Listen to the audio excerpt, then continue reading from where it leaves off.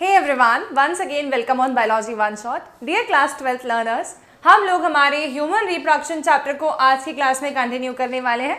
पिछले दो क्लासेस में हम लोगों ने हमारे male reproductive system and female reproductive system के डिटेल्स को समझ लिया था. In the male reproductive system we have already seen that what are the components of the male reproductive system. और पूरे सिस्टम के अंदर हमने बहुत सारी चीज़ें समझी, जैसे कि प्राइमरी सेक्स ऑर्गन क्या होता है, सेकेंडरी सेक्स ऑर्गन्स क्या क्या होते हैं, एक्सरी डक्ट, एक्सरी ग्लैंड्स और एक्सटर्नल जेनिटेलिया के स्ट्रक्चर एंड फंक्शंस क्या क्या होते हैं. और फिर उसके बाद के लेक्चर में हम लोगों ने पढ़ा फीमेल रिप्रोडक्टिव सिस्टम, जिसमें भी हमने components of the female reproductive system पढ़े. With the help of diagram हमने हर एक चीज़ को समझा and all the individual structures present inside the female reproductive tract, हमने हर एक के फंक्शन को भी समझा, which also included primary sex organs, secondary sex organs including duct, glands and external genitalia. अब आज की क्लास में हम लोग क्या पढ़ने वाले हैं? So we will be starting today with the process which is known as gametogenesis. बच्चों, क्योंकि हम लोगों ने male and female reproductive systems को कंप्लीटली डिटेल में पढ़ लिया है, today we will be starting with how the gamete formation will be taking place. ठीक है, ये सिस्टम जो आपने पढ़ा है मेल रिप्रोडक्टिव सिस्टम, इसका अल्टमोस्ट गोल क्या है? स्पर्म फॉर्मेशन करना, राइट, एंड स्पर्म को ट्रांसफर करना. फीमेल रिप्रोडक्टिव सिस्टम जो है इसका अल्टमोस्ट गोल क्या है, अल्टमोस्ट यूज क्या है? So we can say that it will be helping in formation of the ovum, right, and also it will be allowing the sperms to enter inside so that the zygote formation can take place. It will be specially designed in a manner that this zygote will be now converted into embryo, and embryo will be converted into fetus and will be staying inside the female's body itself unless it is completely mature to come outside. ठीक है, to face the environment. young one बन के वो बाहर आएंगे. तो ये जो हम बोल रहे हैं कि फीमेल रिप्रोडक्टिव सिस्टम और मेल रिप्रोडक्टिव सिस्टम जो है, इसमें गैमीट कौन कौन से होते हैं वो हम पढ़ रहे हैं. तो हम उस प्रोसेस को बोलते हैं गैमीटोजेनेसिस. ठीक है, दैट मीन्स गैमीट जेनेसिस का मतलब होता है फॉर्मेशन. अच्छा, यही गैमीटोजेनेसिस को, क्योंकि हम लोग मेल के रिस्पेक्ट में जब बोलेंगे तो हम बोलेंगे spermatogenesis, because we all know that in the case of males their gametes are named as spermatozoa, and hence spermatogenesis, that is formation of spermatocytes, will be the name of the process gametogenesis in the case of males. In the case of females, what we will be saying? It will be now called as oogenesis. ठीक है, तो oogenesis का मतलब क्या हो जाता है? Formation of the ovum. In the case of female is called as oogenesis. तो गैमीटोजेनेसिस में हम दो डिफरेंट प्रोसेस को पढ़ने वाले हैं. पहली प्रोसेस हमारी है स्पर्मेटोजेनेसिस, माने कि formation of sperm, and oogenesis मतलब कि फॉर्मेशन ऑफ ओवम.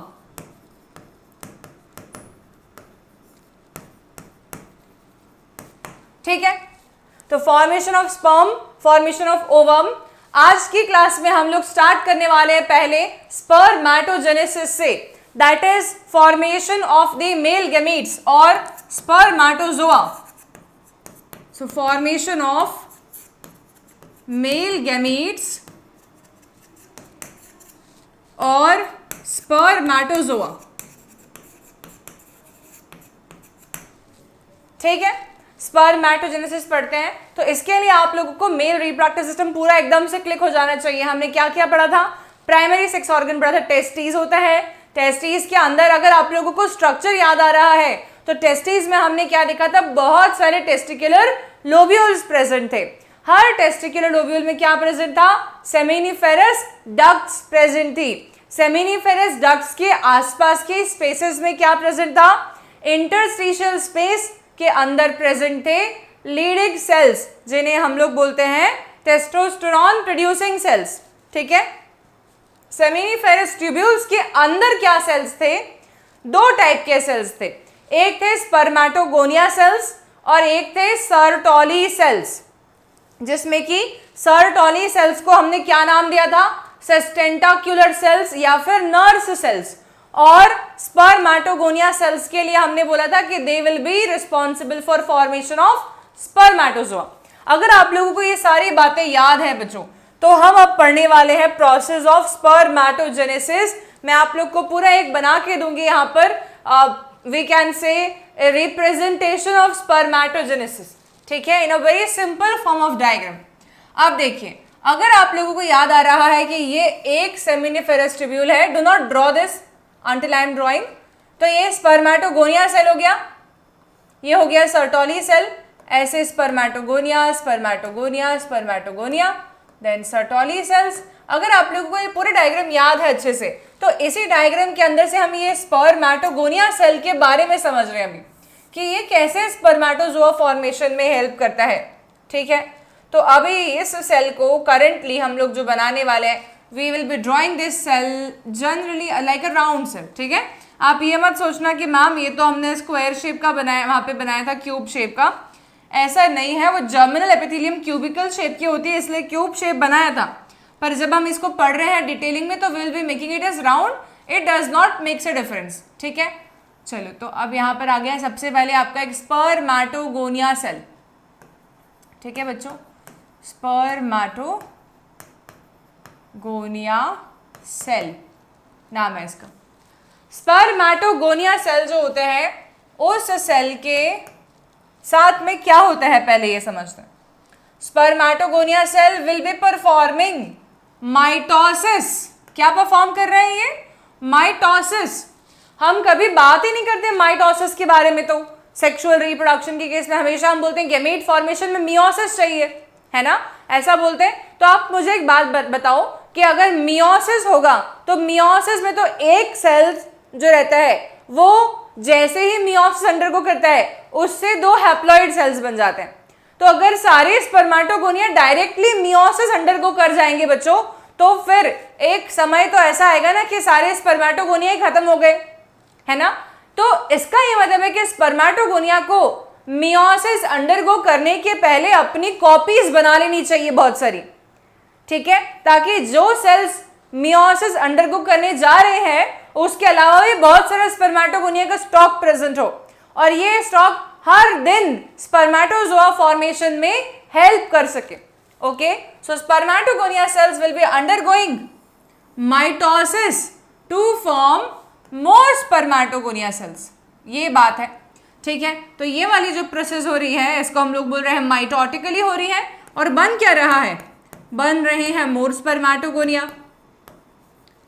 तो मैंने नाम दे दिया इसका स्पर्मेटोगोनिया टाइप ए, इसका नाम दे दिया spermatogonia type B,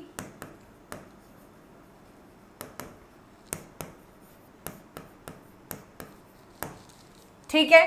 spermatogonia type A sales जो हैं ये फिर से माइटोटिकली डिवाइड करके मोर स्पर्मेटोगोनिया बना सकते हैं।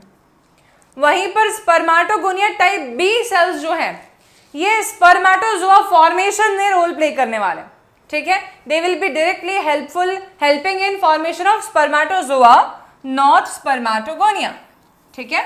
मतलब स्पर्मेटोगोनिया ने डिवाइड करके दो टाइप के स्पर्मेटोगोनिया बनाए, एक स्पर्मेटोगोनिया टाइप ए था, एक स्पर्मेटोगोनिया टाइप बी था।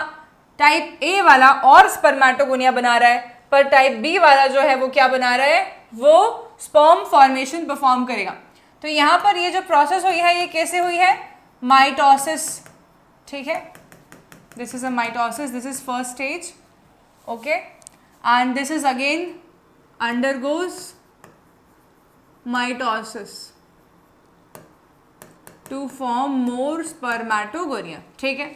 अब आ जाओ टाइप बी स्पर्मेटोगोनिया क्या करता है। अब जो टाइप बी स्पर्मेटोगोनिया है बच्चों, ये सबसे पहले तो थोड़ा सा स्वॉलन होगा साइज में, और थोड़ा साइटोप्लाज्म और गेन करेगा, थोड़ा बड़ा सेल हो गया, ठीक है, ये थोड़ा बड़ा सेल हो गया, और इसको हम बोलेंगे प्राइमरी स्पर्मेटोसाइट,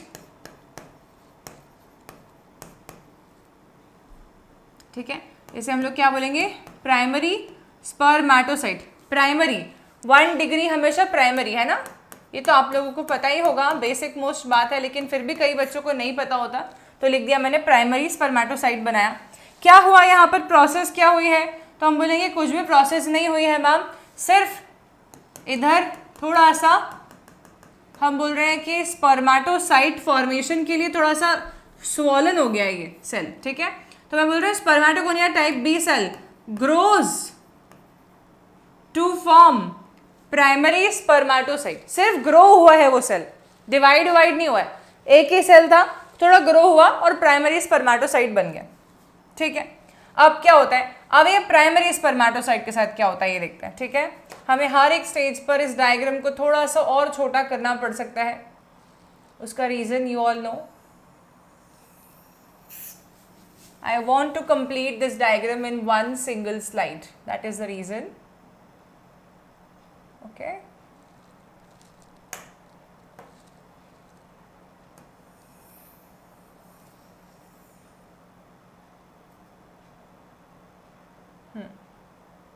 So that मेरे सारे बच्चे जितने भी यहाँ पर प्रेजेंट है पढ़ रहे हैं उनको सेम स्लाइड में सब कुछ समझ में आ जाए, ठीक है बच्चों। चलिए अब देखिए प्राइमरी स्पर्मेटोसाइट के साथ क्या होता है। Primary spermatocyte will be undergoing meiosis 1 और बनाएगा क्या, 2 सेकेंडरी स्पर्मेटोसाइट। क्या बनाएगा, 2 सेकेंडरी स्पर्मेटोसाइट, ठीक है। ये जो प्रोसेस हो रही है, ये प्रोसेस में क्या हुआ, यहां पर मियोसिस 1 हुआ। एंड बच्चों आपको पता होना चाहिए कि मियोसिस एक ऐसी स्टेज होती है, स्पेशली मियोसिस 1 की जब मैं बात कर रही हूं, मियोसिस 1 एक ऐसी स्टेज होती है जहां पर क्रोमोसोमल नंबर रिड्यूस होके हाफ रह जाता है अपने पेरेंट सेल के कंपैरिजन में। ये दोनों सेकेंडरी स्पर्मेटोसाइट का पेरेंट सेल कौन है, प्राइमरी स्पर्मेटोसाइट है, ठीक है। तो प्राइमरी स्पर्मेटोसाइट के पास में क्रोमोसोमल काउंट कितना था, हम ये देखते हैं। तो अब मैं जब बात कर रही हूँ क्रोमोसोमल काउंट की, तो मैं शुरू से लिखना चालू करती हूँ। स्पर्मेटोगोनिया के पास में 46 क्रोमोसोम्स थे। स्पर्मेटोगोनिया टाइप ए और टाइप बी, क्योंकि दोनों के दोनों माइटोसिस से बने हुए हैं, इनके पास में भी 46 क्रोमोसोम्स प्रेजेंट थे। यानी कि मैं इसे एक डिप्लॉइड सेल बोल सकती हूँ, इसे भी डिप्लॉइड सेल बोल सकती हूँ, इसे भी डिप्लॉइड सेल बोल सकती हूँ, 2n। फिर स्पर्मेटोगोनिया टाइप बी सिर्फ ग्रो ही हुआ है प्राइमरी स्पर्मेटोसाइट बनाने के लिए, तो ये भी एक डिप्लॉइड सेल हुआ 2n और इसके पास में 46 क्रोमोसोम्स हैं। अब मैं अगर ये पूछती हूँ बच्चों कि सेकेंडरी स्पर्मेटोसाइट मियोसिस 1 के बाद में बने हुए प्रोडक्ट्स हैं, तो इनके पास में क्रोमोसोमल काउंट कितना होगा, half of the parent cell. That means each of this cell will be carrying 23 chromosomes each. Can we say that, क्या हम ऐसा बोल सकते हैं कि इन दोनों के पास में 23 क्रोमोसोम्स ही प्रेजेंट होंगे, ठीक है। चलिए अब ये 23 क्रोमोसोम्स हो गए इनके पास में। नेक्स्ट क्या होता है, नाउ मियोसिस 1 कंप्लीट हो गया है, ठीक है। इसके जस्ट बाद में क्या हो रहा है, मियोसिस 2 हो रहा है। हर सेकेंडरी स्पर्मेटोसाइट मियोसिस 2 अंडरगो करेगा, हर सेकेंडरी स्पर्मेटोसाइट मियोसिस 2 अंडरगो करेगा, तो क्या बनाएगा, बनाएगा स्पर्मेटिड नाम के सेल्स, स्पर्मेटिड नाम के सेल्स बनाएगा। और ये स्पर्मेटिड सेल्स जो हैं, क्योंकि ये मियोसिस 2 के रिजल्टेंट प्रोडक्ट्स हैं, मियोसिस 2 का नेचर काफी हद तक माइटोसिस के जैसा ही होता है, इसलिए मियोसिस 2 के रिजल्टेंट प्रोडक्ट्स जो सेल्स बने हैं यहाँ पर, इनका क्रोमोसोमल काउंट जो है वो पेरेंट सेल के इक्वल होगा। दैट मीन्स ये सारे रिजल्टेंट सेल्स जो बने हैं, all of these cells will be haploid in nature and each of these cells will be called as spermatid। और कितने स्पर्मेटिड्स बने हैं, 4 स्पर्मेटिड सेल्स हमें यहाँ पर बने हुए नजर आ रहे हैं। Okay, all of them have the chromosomal count same as the parent cell, which will be 23 each. 23, 23, 23 and 23. ठीक है, चलिए अब आप लोगों को अगर इतना समझ में आ गया है अच्छे से, तो हम थोड़ा सा एक जरा सा पोर्शन और पढ़ रहे हैं, और वो है स्पर्मेटिड का क्या होगा अब आगे। अब बच्चों स्पर्मेटिड में जितने भी स्पर्मेटिड्स हैं, each of the spermatid will be resulting in formation of sperm.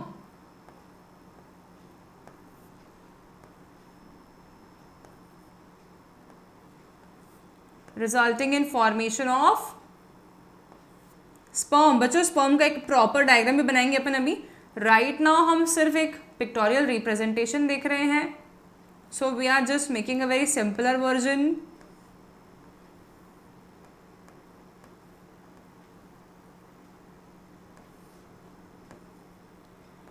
Okay, each of the spermatid is resulting in formation of one sperm. यहां पर कौन सी प्रोसेस इन्वॉल्व हो रही है? इधर जो प्रोसेस का इन्वॉल्वमेंट हो रहा है, इस प्रोसेस के लिए हम नाम देते हैं स्पर्मियोजेनेसिस। स्पर्मियोजेनेसिस बेसिकली सिर्फ एक डिफरेंशिएशन है, एक डिफरेंशिएशन प्रोसेस है। मैथ्स वाला डिफरेंशिएशन नहीं है, ये डिफरेंशिएशन है सिर्फ, जिसके अंदर हम ये जानते हैं कि स्पर्मेटिड का शेप राउंड राउंड था, और स्पर्म जो बने हैं रिजल्टेंट प्रोडक्ट्स, इनका शेप फ्लैजिलेटेड सेल्स जैसा है। They are all the flagellated cells, flagella carrying cells they are, all of them. ठीक है, so this is the sperms we can say. ठीक है, तो मैं एक बार चेक करती हूँ कि मुझे बोर्ड पे नज़र आ रहा है कि नहीं, और तुम्हें नज़र आएगा कि नहीं। आ जाएगा, सब लोग को नज़र आ जाएगा। ठीक है, तो ये जो पूरी प्रोसेस हमने पढ़ी है, इसमें हमने क्या क्या स्टेजेस पढ़े? हमने स्टेजेस पढ़ी, सबसे पहले स्पर्मेटोगोनिया सेल था, जो कि सेमिनिफेरस ट्यूब्यूल के अंदर था। ये स्पर्मेटोगोनिया सेल जो है, ये पहले तो माइटोसिस से बहुत सारे और स्पर्मेटोगोनिया सेल्स बनाता है। स्पर्मेटोगोनिया टाइप ए सेल्स अगली बार के लिए फिर से स्पर्मेटोगोनिया स्टॉक बनाने के लिए माइटोसिस परफॉर्म करेगा। स्पर्मेटोगोनिया टाइप बी सेल्स जो हैं वो अंडरगो करेंगे फॉर्मेशन ऑफ स्पर्मेटोजोआ के लिए spermatogenesis. Spermatogonia type B cell थोड़ा सा स्वॉलन होके बनाता है प्राइमरी स्पर्मेटोसाइट। सिर्फ सेल ग्रोथ होती है इस स्टेज में। प्राइमरी स्पर्मेटोसाइट एक डिप्लॉइड सेल है जिसके पास 46 क्रोमोसोम्स हैं। ये डिप्लॉइड सेल अंडरगो करेगा meiosis 1 to form 2 secondary spermatocytes. Each of the secondary spermatocyte will be a haploid cell containing 23 chromosomes only, right? Then the 2 secondary spermatocyte cells will now undergo meiosis 2 to form 4 spermatids all together. ठीक है, the 4 spermatids which are formed will be of haploid chromosomal count, we can say 23 chromosome in each spermatid. Each of these spermatid will now be undergoing just a differentiation process called as spermiogenesis to form the spermatozoa, which are not a round cell but a flagellated cell, differs in shape and size when compared to the spermatids. ठीक है, each of the spermatozoa will be having 23 chromosomes in them. They will be having the chromosomal count same as the spermatids. Okay, क्या ये पूरी की पूरी कहानी सबको समझ में आ गई है? Yes or no? तो अगर हम समझ में आ गई बच्चों, तो एक तो मैं यहाँ पर एक छोटा सा इरेज इसलिए कर रही हूँ कि सर्कल में 46 ना थोड़ा कंफ्यूजन क्रिएट करेगा डायग्राम बनाओगे तो। अपन सिर्फ सिंपली 46 लिखते हैं यहाँ पर, ताकि तुम्हें याद रहे कि इनका क्रोमोसोमल काउंट लिखा है ये, वरना बच्चे इसको भी एक सेल मान लेंगे। Okay, so this is all. अब क्योंकि ये प्रोसेस पूरी समझ में आ गई है सबको, तो अब हम इसको थोड़ा सा इमेज के फॉर्म में भी सॉरी थ्योरी के फॉर्म में भी रीड करेंगे। देखिए, the primary sex organs, the testes in the males and the ovaries in the females produce gametes, the sperms and ovum respectively, by the process called as gametogenesis. In testes, the immature male germ cells, जिसको spermatogonia बोलते हैं, produce sperms by spermatogenesis that begins at the time of puberty. ये वाली बात तो मैंने आप लोगों को लास्ट क्लास में बता दी थी कि मेल्स के केस में प्यूबर्टी में स्पर्म फॉर्मेशन की शुरुआत हो जाती है और वो लाइफ टाइम चलती है। फीमेल्स के केस में ओवम की फॉर्मेशन जो है वो प्यूबर्टी के समय होती है, लेकिन वो एक पर्टिकुलर एज तक ही लास्ट करती है, जिसको हम बोलते हैं अप्रॉक्सीमेटली 50s, और इस स्टेज को बोलते हैं मेनोपॉज। ठीक है, the spermatogonia present on the inside wall of seminiferous tubules multiply by mitotic division and increase in numbers. ठीक है, तो बहुत सारे स्पर्मेटोगोनिया थे, सबने डिवाइड करा माइटोटिकली और बनाया स्पर्मेटोगोनिया बहुत सारे, जिसमें कि कुछ थे टाइप ए, कुछ थे टाइप बी। ठीक है, each spermatogonium is a diploid cell and contains 46 chromosomes. Some of the spermatogonia called as primary spermatocyte periodically undergoes meiosis. बच्चों यहाँ पे क्या कह रहा है, कुछ स्पर्मेटोगोनिया को ही इन्होंने प्राइमरी स्पर्मेटोसाइट बोल दिया। हालांकि आपको पता होना चाहिए प्राइमरी स्पर्मेटोसाइट, स्पर्मेटोगोनिया जब थोड़ा सा स्वॉलन हो जाता है और थोड़ा ग्रो हो जाता है तब हम उसको प्राइमरी स्पर्मेटोसाइट बोल सकते हैं। ठीक है, एक non fully grown ready to divide cell नहीं हो तब तक उसको आप प्राइमरी स्पर्मेटोसाइट नहीं बोलोगे। लेकिन अगर कोई स्पर्मेटोगोनिया ने साइटोप्लाज्म गैदर कर लिया है, ग्रोन अप हो चुका है, डिवाइड करने ही वाला है, तो हम उसको अब प्राइमरी स्पर्मेटोसाइट बोल सकते हैं। ठीक है, a primary spermatocyte completes the first meiotic division, reduction division, मतलब कि इसमें क्रोमोसोमल काउंट हाफ हो जाएगा, leading to formation of 2 equal haploid cells called as secondary spermatocytes. ठीक है, which have 23 chromosomes each. Because this was a reduction division, meiosis 1 will be leading to formation of 2 haploid cells. ठीक है, the secondary spermatocyte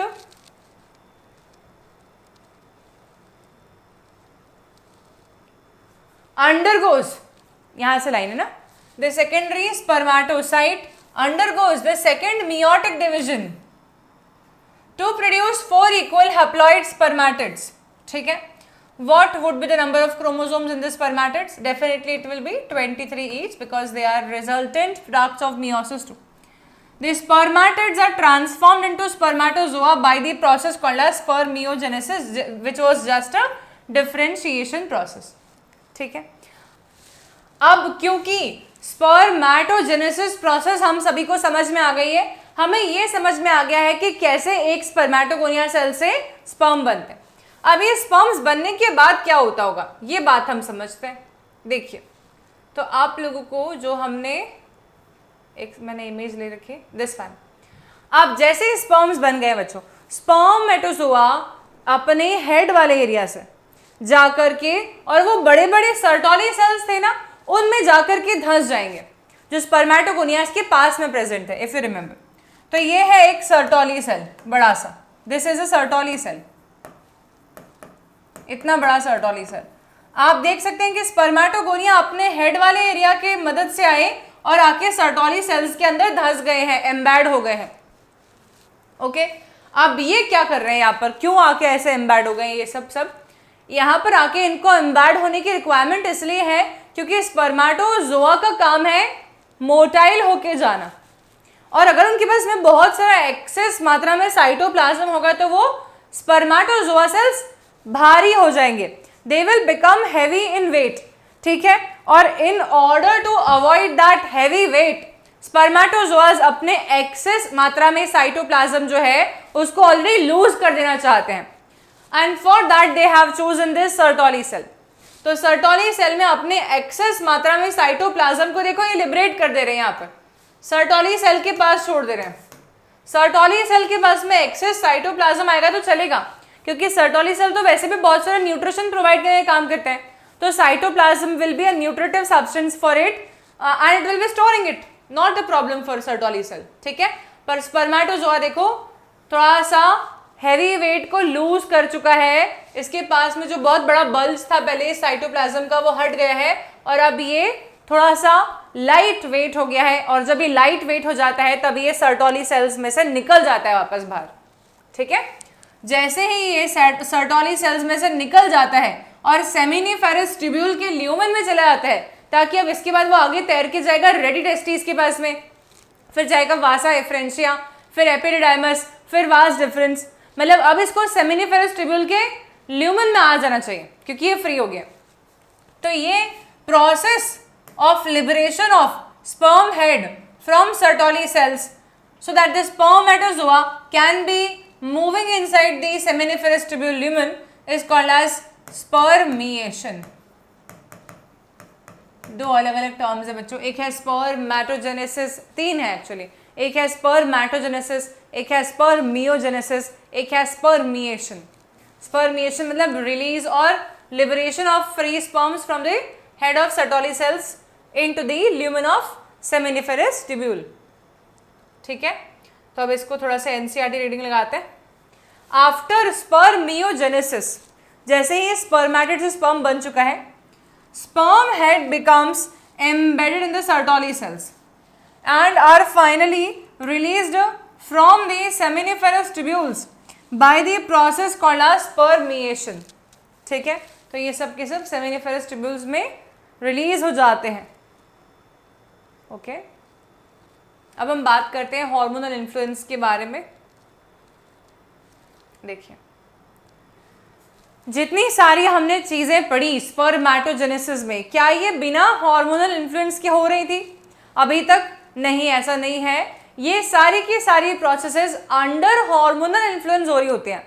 और कौन कौन से hormones responsible होते हैं स्पर्मेटोजेनेसिस को परफॉर्म करवाने के लिए, उसका पूरा हम चार्ट अभी पढ़ने वाले हैं। तो देखिए, अगर आप लोगों को पता हो तो हमारे ब्रेन के अंदर कौन कौन से ग्लैंड्स होते हैं बच्चों? एंडोक्राइन ग्लैंड्स हमारे पास तीन होते हैं ब्रेन में।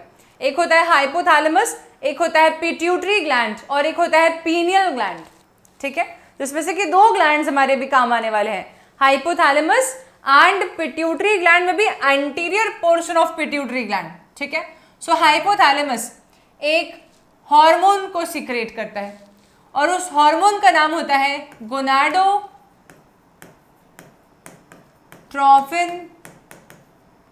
Releasing hormone.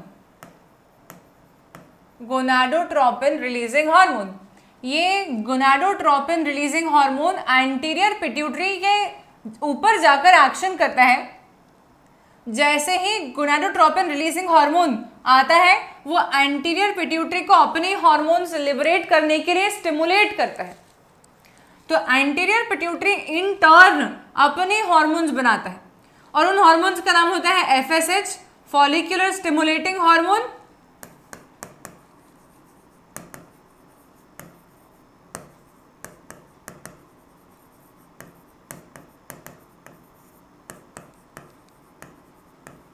And LH, luteinising hormone.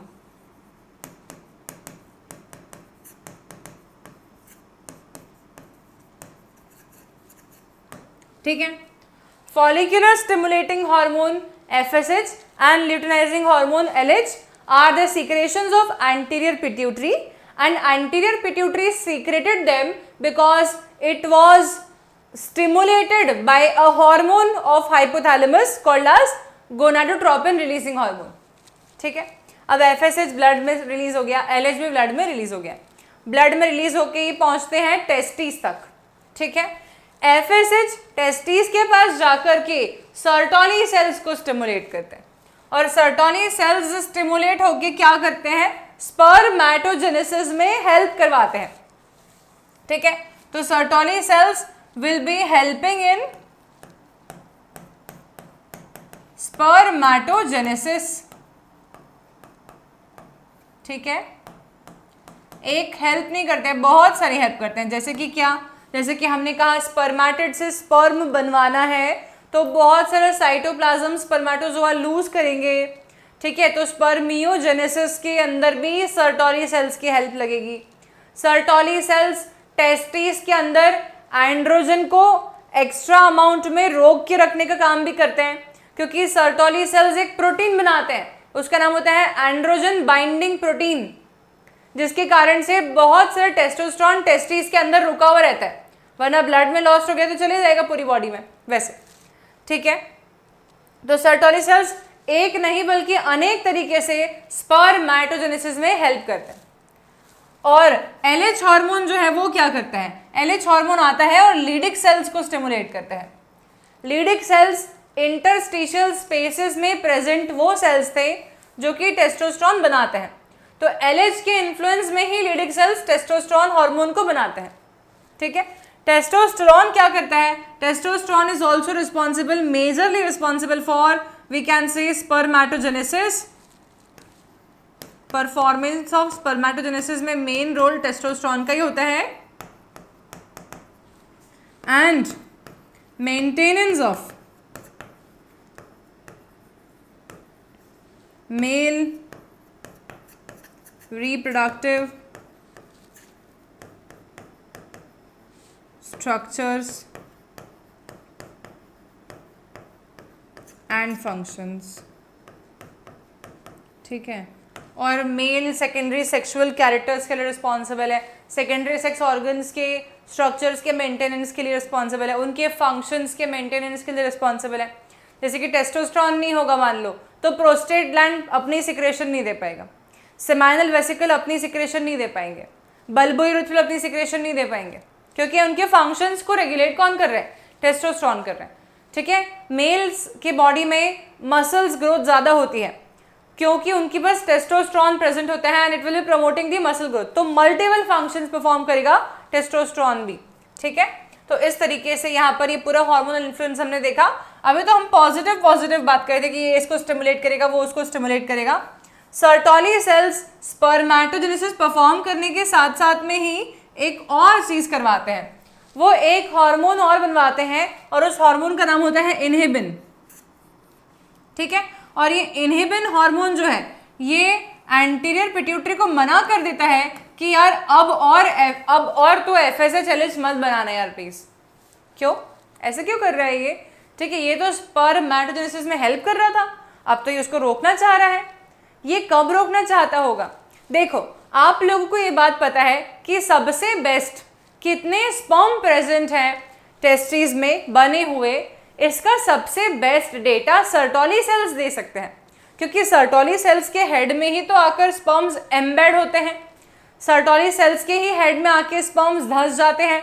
तो अगर ऑप्टिमम नंबर स्पर्म्स का ऑलरेडी प्रेजेंट है तो और स्पर्म्स क्यों बनाना है, ऐसा एंटीरियर पिट्यूटरी को सिग्नल पहुंचाते हैं ये एफएसएच के द्वारा stimulated Sertoli cells. Sertoli cells inhibin बना के ये सिग्नल पहुंचाते हैं कि यार अब और मत बनाओ, अभी पहले से बना हुआ स्टॉक है, ओके समझ आई बात। तो ऐसा ये नहीं समझना है कि एवरी टाइम इनहिबिट ही करते रहते होंगे, not like that, but they will be inhibiting the process why when excess amount of spermatozoas are already present inside the seminiferous tubules lumen and current moment of time there is no need of formation of more spermatozoa, then they will be telling the anterior pituitary with the help of inhibin to stop formation of LH and FSH, ठीक है समझ आया।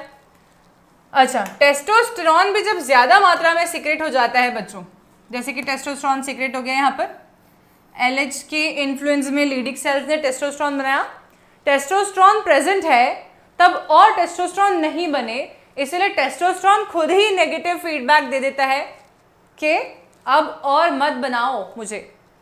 ऐसा कैसे होता है, अपने आप कोई नेगेटिव फीडबैक कैसे देता है, कोई और किसी और के लिए नेगेटिव फीडबैक नहीं दे सकता, क्योंकि अनटिल अनलेस उसको बहुत अच्छे से नहीं जानता हो। इसका बहुत सिंपल एग्जाम्पल तुमको देती हूँ मैं। तो फॉर एग्जाम्पल आप किसी पर्सन के घर पे बहुत समय बाद गए हो एंड वो फैमिली आपके साथ बहुत क्लोज फील करती है ना, एंड आपको खाना खिलाने के लिए जब बिठाया उन्होंने तो आपके थाली में खाना परोसते ही जा रहे हैं, तो when they will be stopping कि वो नहीं खाना आपको रखे, when you will be saying बस आंटी अंकल मेरा पेट भर चुका है, who is giving a negative feedback for you? You yourself are giving a negative feedback for yourself, right? Anybody else can say, वो घर वाले अंकल आंटी बोल देंगे कि इसको और खाना मत रखो, no, they cannot do like that because उन्हें नहीं मालूम है कि आपकी बॉडी में क्या फीलिंग है, They will be keeping on stimulating. You will be saying no, inhibiting. समझ आया? तो ये चीज़ है। तो अब नेगेटिव फीडबैक कौन देगा? टेस्टोस्टेरोन खुद ही देगा। किसको दे रहा है? एंटीरियर पिट्यूटरी को बोल रहा है कि अभी LH FSH मत बना यार, और हाइपोथैलेमस को बोल रहा है कि सुन, तो GnRH मत बना, ऊपर से प्रोसेस को रोक दे। ठीक है ना? ऐसा। तो ये बात अगर आप लोगों को समझ में आ गई हो तो हमारा हार्मोनल इन्फ्लुएंस हमें समझ में आ गया। हार्मोनल इन्फ्लुएंस में मेजर क्वेश्चंस पूछे जाते हैं कि कौन कौन से हार्मोन्स क्या क्या फंक्शन करते हैं। तो LH stimulates which cells? Leydig cells to form what?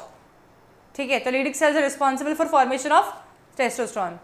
ठीक है, then FSH stimulates which cells? We will be saying Sertoli cells to form what? Inhibin, and to perform what? For performance of spermatogenesis. ठीक है, inhibin inhibits what? Anterior pituitary, so that LH FSH are not formed. Testosterone inhibits what? Hypothalamus as well as anterior pituitary, so that LH FSH are not formed. ठीक है, this is very simple loop. Hopefully everybody got this. चलिए, तो ये हमारे को समझ में आ गया है। अगर तो हम हार्मोनल इन्फ्लुएंस पढ़ लेते हैं थोड़ा सा। देखो, spermatogenesis starts at the age of puberty due to significant increase in the secretion of gonadotropin releasing hormone। कहाँ से बनता है? हाइपोथैलेमस से। This, if you recall, is a hypothalamic hormone. The increased levels of GnRH then acts at the anterior pituitary gland and stimulates the secretion of two gonadotropins, luteinizing hormone LH and follicular stimulating hormone FSH. LH acts at the Leydig cells and stimulates the synthesis and secretion of androgens, मतलब कि testosterone.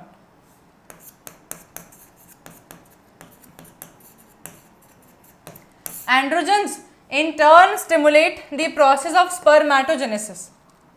ठीक है, FSH acts on the Sertoli cells and stimulates the secretion of some factors which help the process of spermiogenesis। मतलब कि Sertoli cells बहुत सारे तरीकों से स्पर्मेटोजेनेसिस या स्पर्मियोजेनेसिस को स्टिमुलेट करने वाले हैं।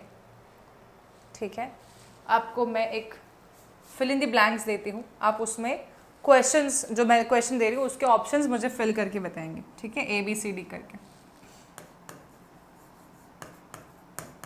कमेंट सेक्शन में इसका आंसर आ जाना चाहिए।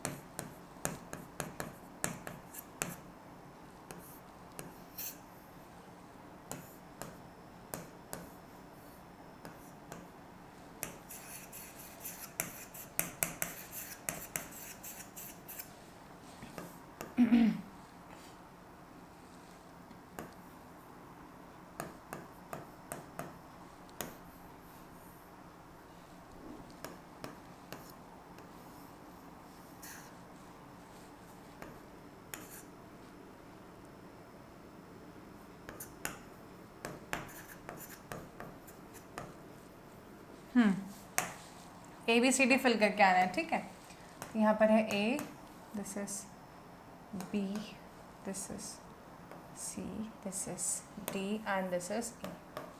बच्चों, this is a question for all of you. I want you all to answer me कि A, B, C, D और E क्या हो सकते हैं फिल इन द ब्लैंक्स के फॉर्म में। Okay, so this is done.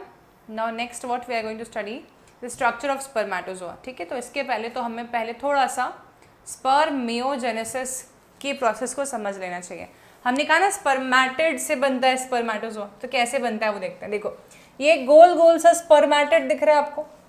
इस गोल गोल से स्पर्मेटिड सेल के पास में क्या क्या प्रेजेंट है? न्यूक्लियस प्रेजेंट है, गोल गोल सा ही है। बहुत सारे और सेल ऑर्गेनल्स भी नजर आ रहे हैं, इसमें कुछ गोल्जी अपैरेटस भी है, एक एक्रोसोम वेसिकल फॉर्म होता हुआ भी नजर आ रहा है। सेंट्रियोल्स सेकेंड वाले स्टेज में हमें दिख रहा है। थर्ड स्टेज में आप क्या देखते हैं कि इसी सेल के अंदर से एक फ्लेजिला निकलना चालू हो गया है, और ये जो न्यूक्लियस है इसका शेप राउंड से थोड़ा सा इलोंगेट होने की ट्राई कर रहा है। साथ ही साथ में एक एक्रोसोमल वेसिकल थोड़ा ज़्यादा बड़ा होते जा रहा है, और गोल्जी अपैरेटस रिड्यूस होकर गायब होते जा रहा है। और हम क्या देख रहे हैं कि न्यूमरस अमाउंट ऑफ माइटोकॉन्ड्रिया इसमें बनते ही जा रहे हैं, और हम ये देख रहे हैं कि ये फ्लेजिला का साइज कुछ ज़्यादा ही बड़ा हो गया है। न्यूक्लियस और थोड़ा सा इलोंगेट होते जा रहा है और ये जो एक्रोसोमल वेसिकल है कैप शेप का, ये अच्छे से न्यूक्लियस को कवर करके बैठा है। फिर हम और क्या देखते हैं फिफ्थ स्टेज में कि जो एक्सेस मात्रा में साइटोप्लाज्म है ये शेड हो रहा है, मतलब ये एक तरफ बल्ज होके आ गया है।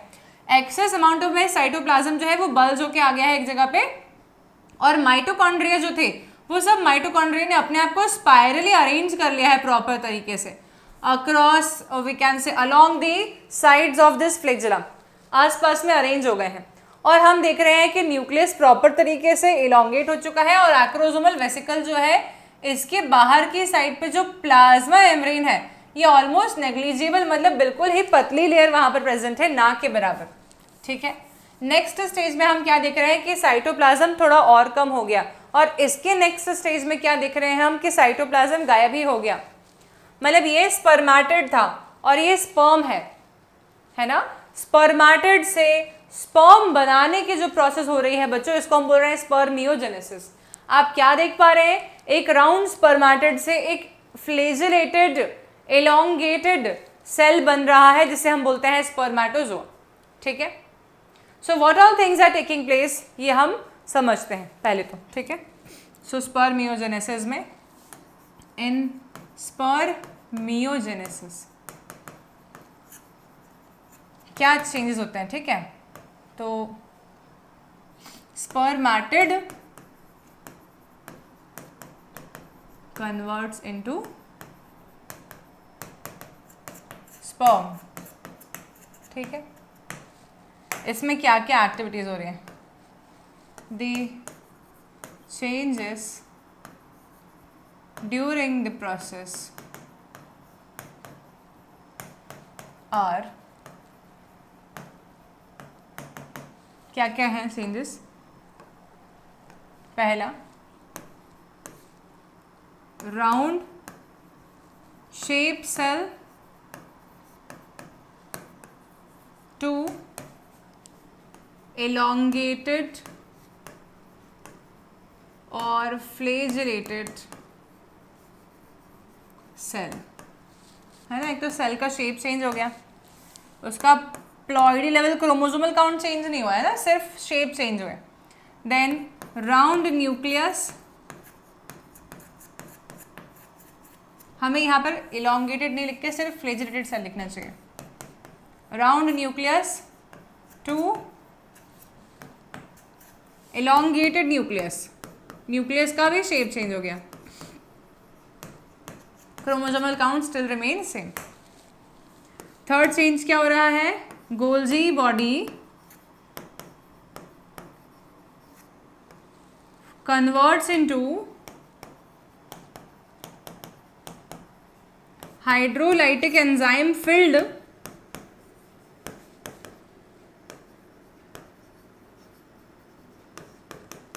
Acrosomal vesicle. जो एक्रोसोमल वेसिकल बन रहा है ना बच्चों ऊपर, उसमें बहुत सारे हाइड्रोलाइटिक एंजाइम्स भर जाते हैं, ये हमारी नेक्स्ट क्लास में हम लोग पढ़ेंगे। तो ये सारे के सारे गोल्जी बॉडी के ही अंदर प्रेजेंट थे एंजाइम्स, जो कि अब उससे निकलने वाले एक्रोसोम वेसिकल में चले गए। एक्रोसोम कुछ और नहीं है, जैसे कि गोल्जी बॉडी से पिंच ऑफ होकर लाइसोसोम बनता है ना, वैसे ही गोल्जी बॉडी से ही पिंच ऑफ होकर एक्रोसोम बन रहे। पर गोल्जी बॉडी इतना बड़ा एक्रोसोम बना चुका है कि गोल्जी बॉडी ने अपने आप को मिटा दिया उसको बनाने के लिए। Golgi body lost its identity to form acrosome vesicle. ठीक है, next is going to be mitochondria number increased, multiple हो गए वो है ना, 25 to 30 and they arranged themselves spirally to form नेबनकर्न। नेबनकर्न क्या होता है मैं बताऊंगी आपको अभी, नेबनकर्न। ठीक है, ये कुछ बेसिक डिफरेंसेस आए हैं अभी। फ्लेजिला नहीं था, फ्लेजिला आ गया। सेल राउंड था, सेल फ्लेजिलेटेड हो गया, ठीक है। न्यूक्लियस राउंड था, न्यूक्लियस इलोंगेट हो गया। गोल्जी बॉडी पूरी की पूरी एक्रोसोम बना देती है, माइटोकॉन्ड्रिया नंबर बढ़ा देते हैं डिवाइड कर करके। माइटोकॉन्ड्रिया के फिजन से डिवाइड कर सकते हैं तो वो अपना नंबर बढ़ा सकते हैं और स्पाइरली अपने आप को अरेंज कर लेते हैं निबंधकद बनाने के लिए। Last is going to be that, okay this is all I think, okay we can write one more point, distal centriole forms tail, forms tail, tail बना देता है एक सेंट्रियोल इसमें से, ठीक है। तो ये सब चीज़ें हुई हैं, ये सब पढ़ने के बाद में हमें स्पर्मेटोजोआ का स्ट्रक्चर समझ में आएगा, ठीक है। तो अब मैं बना रही हूँ स्पर्म का स्ट्रक्चर ये वाली पूरी स्लाइड के बाद में। So let's study the structure of sperm. So will be making a diagram of spermatozoa here, okay.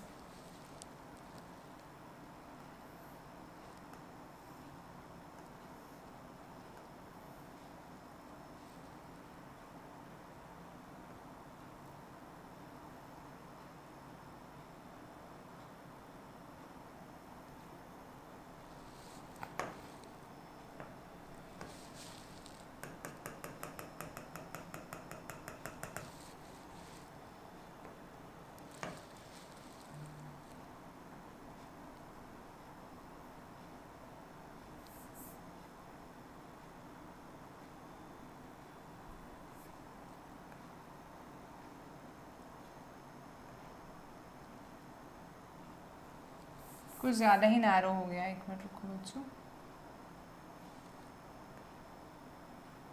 Okay.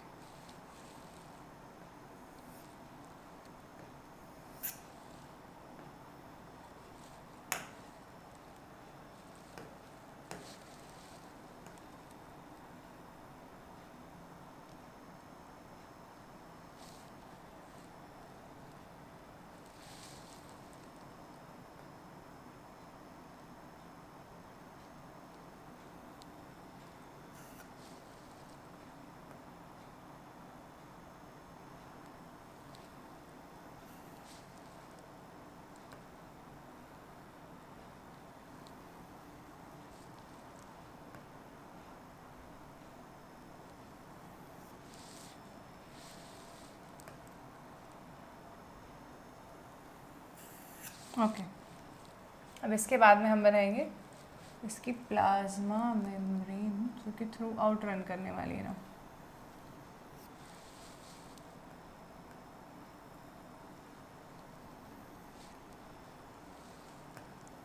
इसमें हम देख सकते हैं कि कोई साइटोप्लाज्म हमें नज़र नहीं आ रहा है, right. We are not able to see any of the cytoplasm here. Now this is an elongated nucleus here, ठीक है। There will be 2 centrioles here,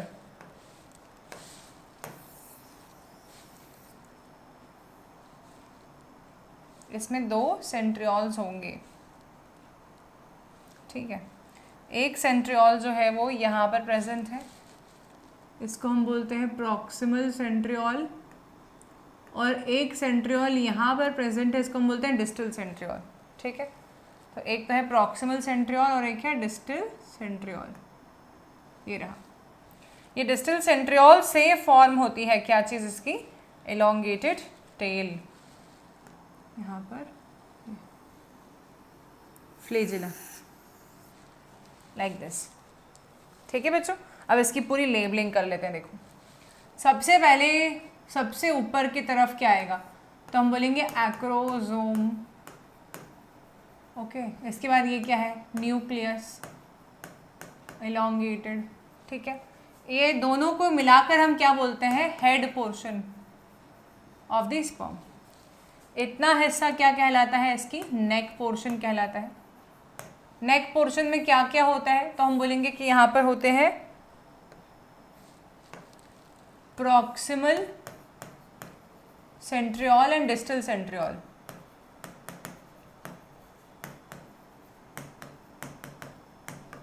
distal centriole.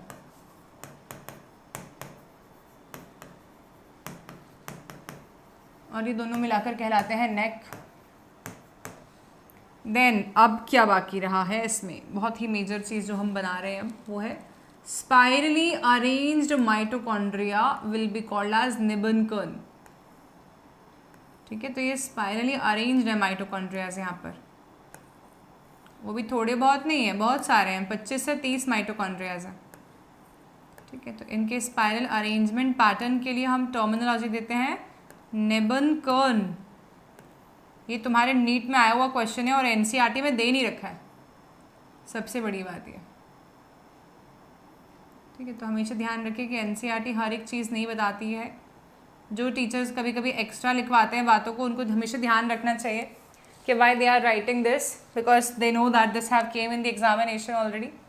Okay, so this is nothing but spirally arranged mitochondria and this complete from here, अपन यहाँ पे लिखते हैं इसके labelling. ठीक है, from here to here it will be called as middle piece and middle piece में होते हैं spirally arranged mitochondria. What we can do is we can just by any chance if it happens, नहीं हो रहा, हम इसकी पूरी labelling इधर कर देते हैं, ऐसे सोच रही थी मैं.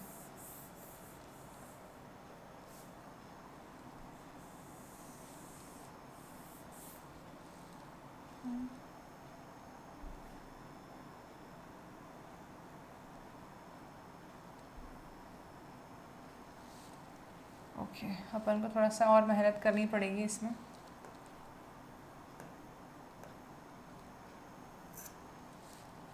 ड्रॉ करने के लिए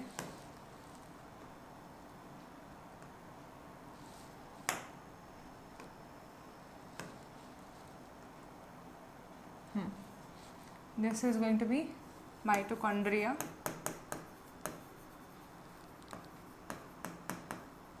spirally arranged. ठीक है, which is also known as Neban-Kern. And this particular complete thing is present here.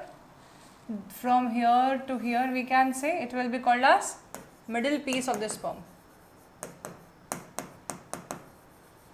ठीक है, फिर यहाँ से क्या प्रेजेंट है, इतना पूरा हिस्सा जो है this will be now called as tail and tail contains a flagellum.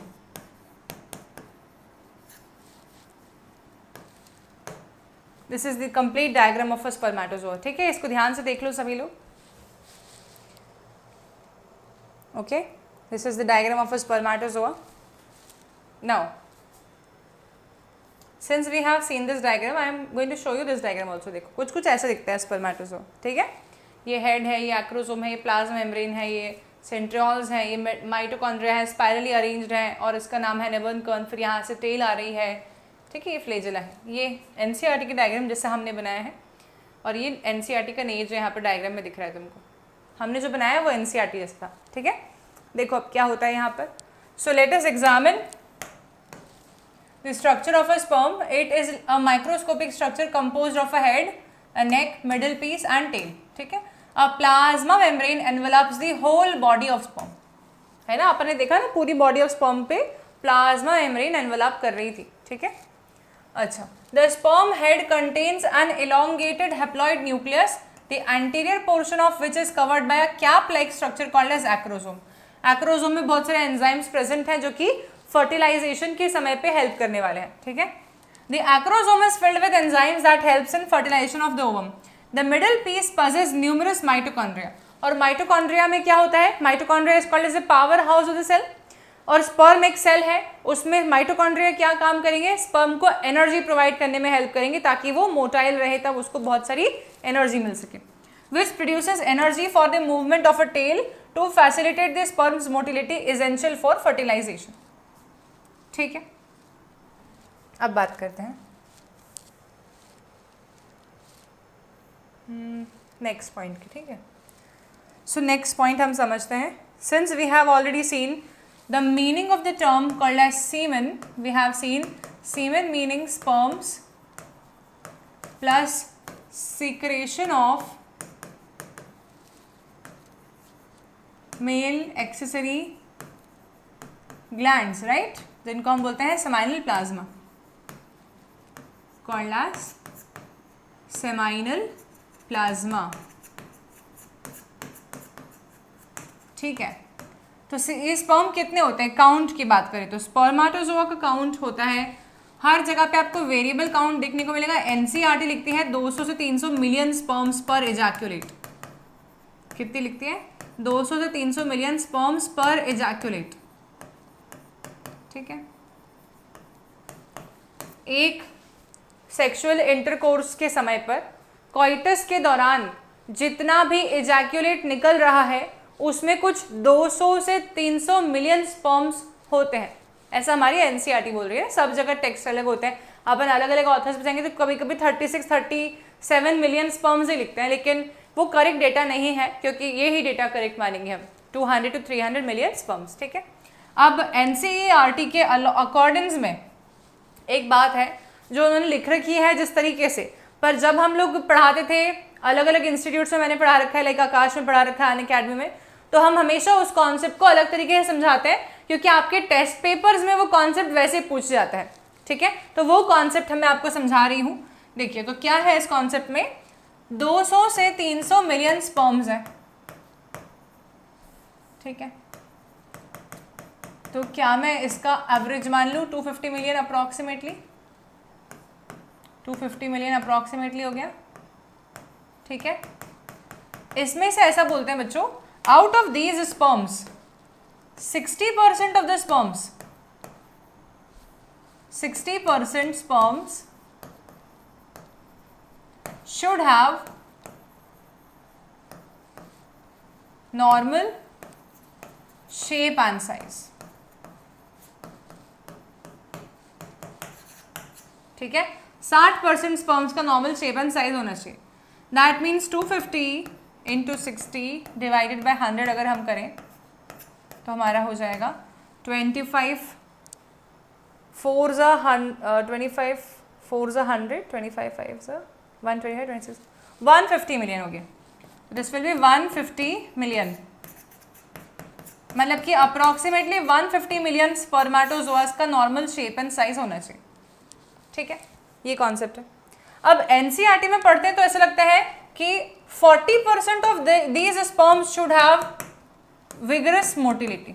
ऐसा अपन एनसीईआरटी के टेक्स्ट में पढ़ेंगे तो ऐसा लगेगा कि 60% का ऐसा होना चाहिए और 40% का ऐसा होना चाहिए। देखो, मैं तुमको रीड करवाती हूँ। ठीक है, ये रीडिंग देखते हैं, समझ में आएगी इससे बात।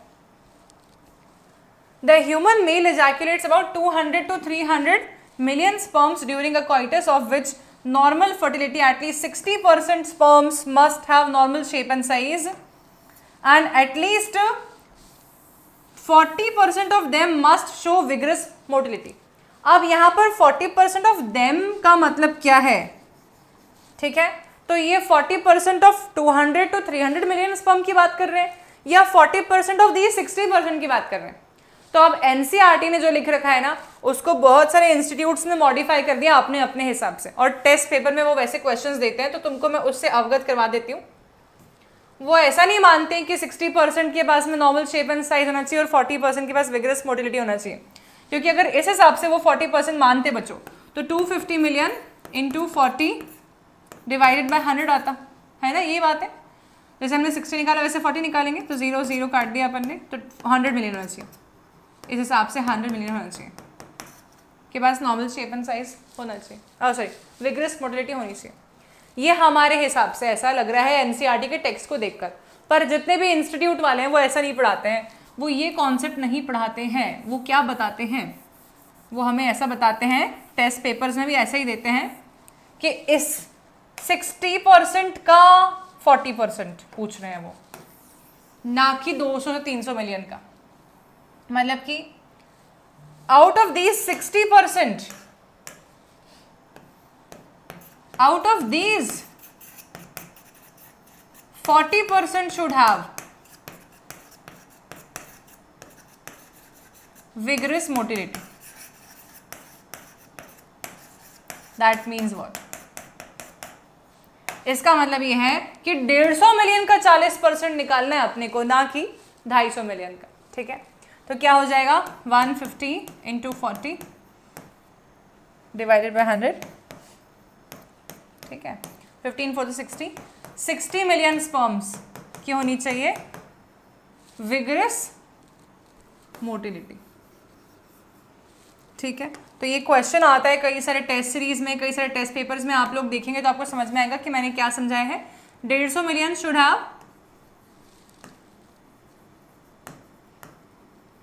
नॉर्मल शेप एंड साइज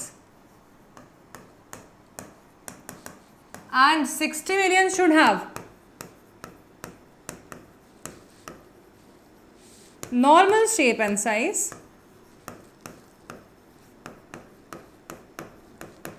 क्योंकि वो तो इसमें से निकले इसलिए नॉर्मल शेप एंड साइज तो होगा ही सही, एंड विगरस मोटिलिटी,